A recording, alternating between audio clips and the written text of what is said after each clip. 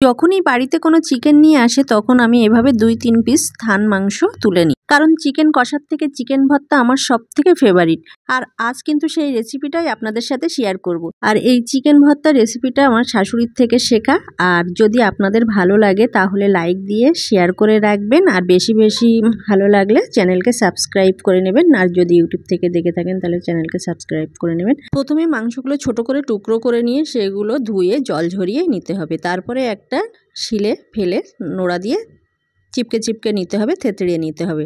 তার সাথে কিছুটা লবণ আর হলুদ দিয়ে ভালোভাবে মাখিয়ে নিতে হবে। এখানে 1 মিনিটের মতো আমি মাখিয়ে নিয়েছিলাম, নিয়ে 2-3 মিনিটের মতো রেস্টে রেখেছিলাম। তারপরে কিছুটা কড়াইয়ে তেল দিতে হবে। তেল যখন মিডিয়াম হিট হয়ে আসবে তখন এই যে লবণ আর হলুদ মাখিয়ে রাখা মাংসগুলো তার মধ্যে দিয়ে দেব।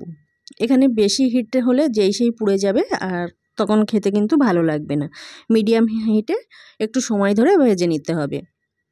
আর সাথে কিছুটা রসুন ছাড়িয়ে কোয়া দিয়ে দিলাম, আর দেব কিছুটা পেঁয়াজ। আর যে যেমন ঝাল খাবেন সেই হিসেবে ঝাল দেবেন। এখানে আমি ঝালের পরিমাণটা কম দিচ্ছি, 3টে লঙ্কা দিয়েছি মাত্র।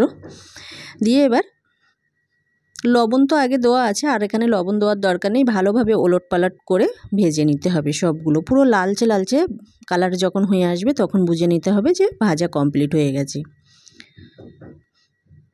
এখানে একটু সময় লাগবে ভাজতে, এই ভাজাটাই কিন্তু আসল ব্যাপার।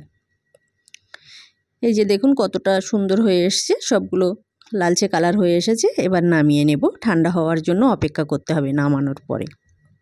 আর এটা শিলবাটা থেকে বাটা যায়, বাট আমি মিক্সিতে দিয়ে নেব। আর এর সাথে কিছুটা ধনিয়া পাতা দিয়েছিলাম।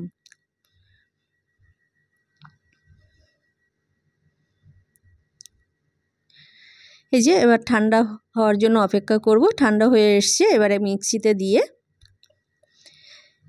একবার ঘোরালেই কিন্তু পেস্ট হয়ে যাবে। বেশি ঘোরানোর দরকার নেই, তাহলে মানে কাদা মতো হয়ে আসবে। আর সবথেকে ভালো হয় শিলে বেটে নিলে।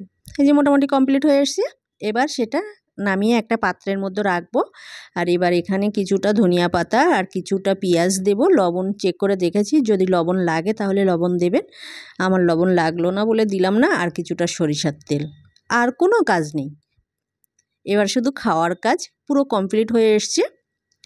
এই যে এবার গরম গরম ভাতে পরিবেশন করুন। আজ এ পর্যন্তই। নেক্সট দিন আবার কোনো ভিডিও নিয়ে আসবো। আর যদি ভিডিও ভালো লাগে কী করতে হবে, একটা ছোট লাইক দিয়ে শেয়ার করে রাখতে হবে পরবর্তীতে দেখার জন্য আর বানানোর জন্য। থ্যাংক ইউ এতক্ষণ আমার সাথে থাকার জন্য।